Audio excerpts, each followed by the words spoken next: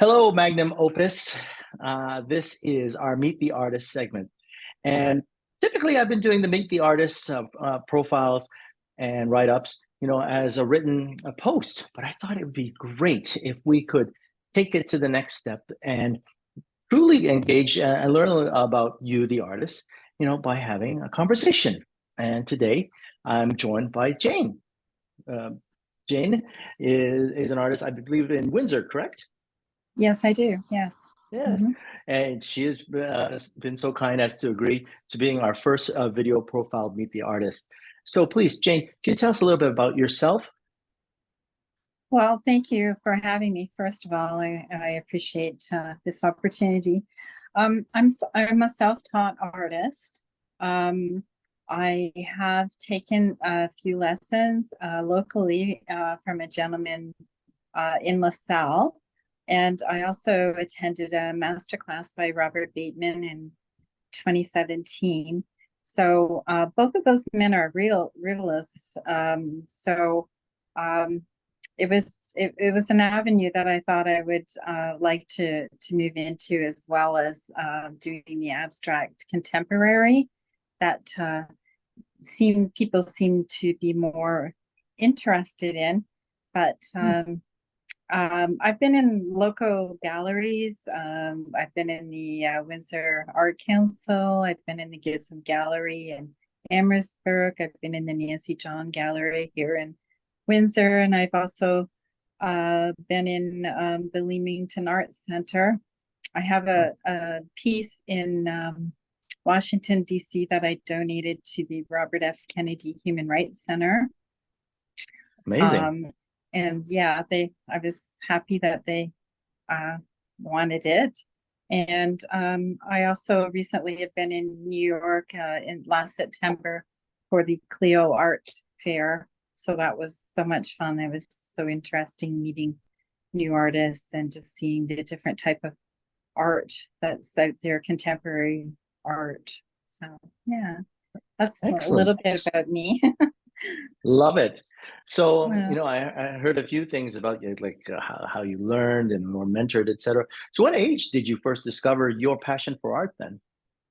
Well, actually, I was really a young girl when I was interested in the art, but I didn't actually start drawing or painting until about 2000.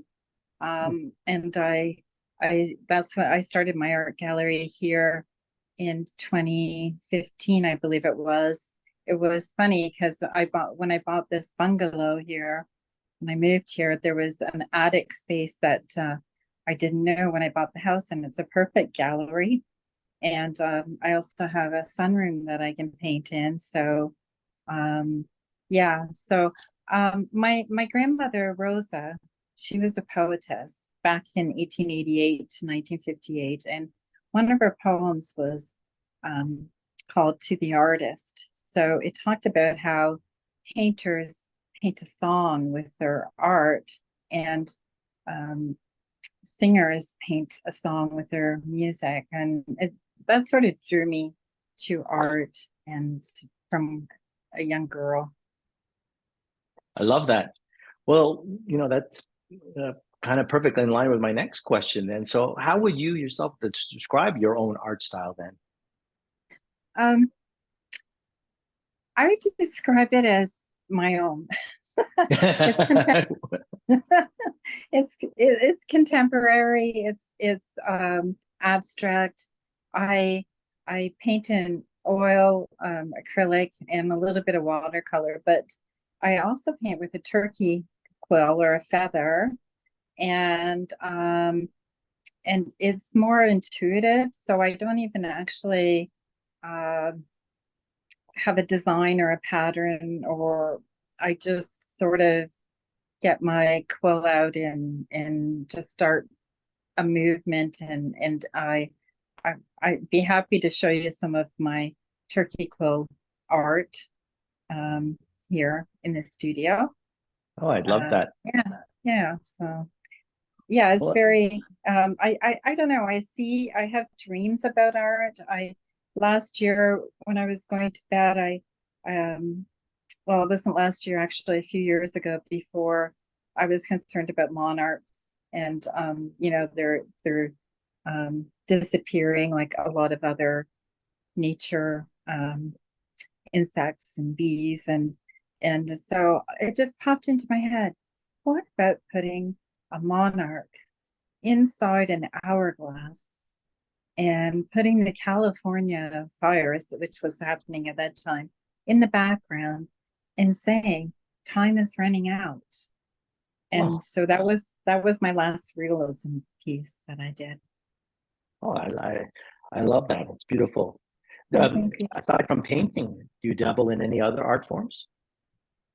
Well, I before I moved here, I was in the community dinner theater. I did a little acting. I have belonged to some choirs, community choirs, church choirs, things like that. I actually I'm in the middle of producing a children's book. There's a lady here, and I've asked her if she would write the storyline because she has published before, and I came up with this idea about a polar bear that was looking for ice, and and so I mean everybody's heard that, I'm sure, but it's developed into like a happy there is hope story. So I'm doing the illustrations, and I'm hoping to have it done by fall or Christmas for sure this year. I love that. Well, good luck with that. That sounds like it's going to be a lot of fun. Yeah. When outside of of art, when you're not creating, what do you like to do? What are your interests or hobbies? Well, I love nature, so I love taking my dog for a walk and listening to the birds and looking for deer prints and, you know, maybe an owl or, finding something. I lived in with a forest in my backyard in Buckhorn before um, um, my divorce, and so I could just walk the dog out my back door down to the lake, um, and we were right there in nature. So I sort of that's one thing I do miss about being in Windsor. It's a little bit different than that, but I've met a lot of nice people here, and I like having them over for dinner. And we go out to the theater, we go out to movies, just basic, normal things, I guess. Love it. Many blessings there. So that's good. Yes, yes. So, for a young artist, what advice would you give an artist that is just starting off? Um, Develop your own style. Um, you know, uh, just enjoy the moments that you have creating and getting away from the troubles of life, because there seem to be a lot these days. Yes, yes. And yeah, just pursue it and don't give up, and keep on knocking on doors. That's Persistence is key. That is for sure. Never give mhm. up on, like, to use your words, never give up on your dreams, right? So Right. Yes, yeah, exactly. Are you in your studio right now? I am. Yes. Could we have a look at maybe some of the Okay. pieces or Let me oh, see thank if I you. can turn this video around. Oh, I see the button. So good. Okay. So this is quill art. Oh, love It's that. that was based on a poem, believe it or not, from 1800 by a man named Pollock, and it was talking about the journey between heaven and earth, and the angel was showing the difference between heaven and hell. And Wow. so, and it talked about a black heart. And so I just got my quill out one day and started to draw. And if I get it close up, you can see there's like a dragon in it. Yes, And yeah, so I that's love it. one of them. Thank you. This is another, I don't know if you can see it, but it was again an intuitive drawing with a turkey quill and Indian ink on masonite board. Hmm. And basically a bee appeared in it. And Yes. and so I call it, Einstein's bee, because there is a quote people attribute to Einstein that says, if the bee disappears off the face of the earth, then mankind has only 4 years of life remaining. And I believe there was a crash. The bees crashed during his lifetime, and that's what said that. But I'm sure it stands true today. So Could those I are, ask you? Oh, yeah. sorry. Could I ask you about the turkey quill? Is there any sort of any challenges with using the turkey quill? Or what are you finding when using the turkey quill for your brushstroke? Um, well, it's rather large, and Yes. I am working. I'm trying to use smaller feathers now in my art, and so I can do more detailed designs and things like that. These are a couple more. Uh, this was, um, I was thinking about King Charles, but it was actually Prince Charles at the time, back in 2018, I guess. And so we have a boat, an Hmm. antique boat, an ancient boat. We have a dragon, how they used to fight dragons back in England. Um, Yes. so we have, I realized that if I turn the camera, I actually have him as Superman. See his little crest there. Oh yeah, Um, I didn't even notice that. and then, so it's a climate thing too. We have our Earth, and then we have the Earth is green, and then all of a sudden now we're in our cautionary. We better wake up and take care of the planet. Mm. So that was that. And then I did a monarch, but I did take one lesson. Hmm. This was my very first one that I did. We had it was an afternoon class, and it was a drumming circle, and then we found our turkey quill, and then we drew this. And so I realized, like, army is part of my life. Plow. We used to be farmers, I guess, back when. We have a seahorse, a bird, and I just drew it in like 3 seconds, basically, after our class. And I so love that. I'm continuing to do that. Um, these are this is acrylic, Hmm. and Oh wow, that's that's watercolor. stunning. Oh, I thank love the you. colors. I love the Thank colors you. and the layer and Big the bird. layers and the flowing. I love it. Thank you. What do you This title is, that? well, believe it or not, I'm calling it Hummingbird in a Tree. This is his tree, and it's just, yeah.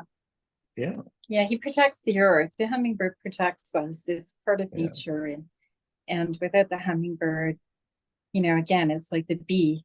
You know, Hmm. I have Templar's Guard. This is a print. I get them professionally reproduced. You know, um, Right. the original is larger, and then this was my climate. This was my climate Wow. piece last year. If I can get back, it's about 60 inches. Wow. And so the That's polar amazing. bear, there's the polar bear. Thank you. And he's angry because the polar ice is disappearing. So he's decided to leave the planet. This is North America. Here we have Florida and Mexico and Oh Canada. yes. And he's leaving the planet from the northern lights, and he's morphing into another planet because we're starting to go extinct. And I don't know, I put everything in here. I've got a cardinal, I've got a hummingbird, got a seal, a frog. So it's sort of like the food chain from the frog to the bear.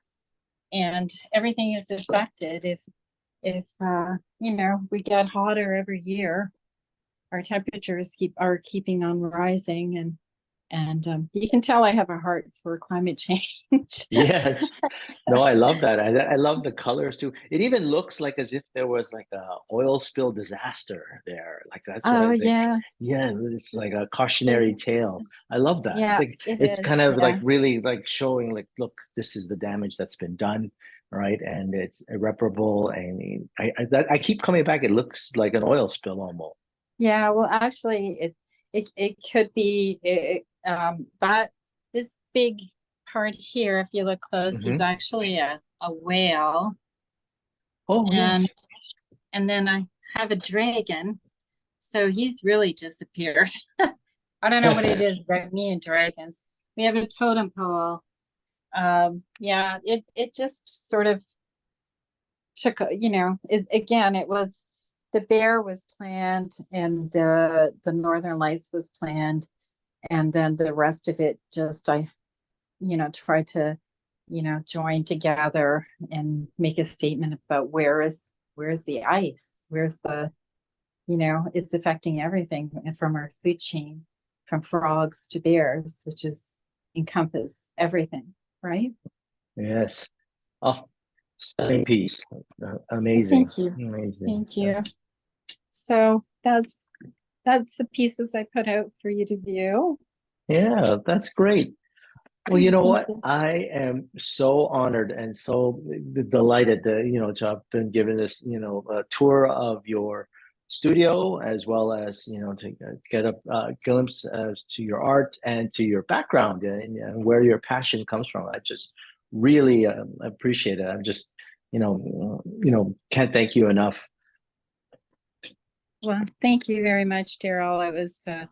Um, it was a pleasure talking with you, and thank you for letting me share my art. I really love people to you know, I really love talking to them about, like, we need to watch what we're doing, and we need to, you know, not kill everything we see because we don't want it in our grass, or, you know, like dandelions and Yes. you know, sorry, but I don't like pesticides, so No, yeah, that's another thing of mine. Yeah. excellent. Well, thank you so much. Thank you, Dara. Have a good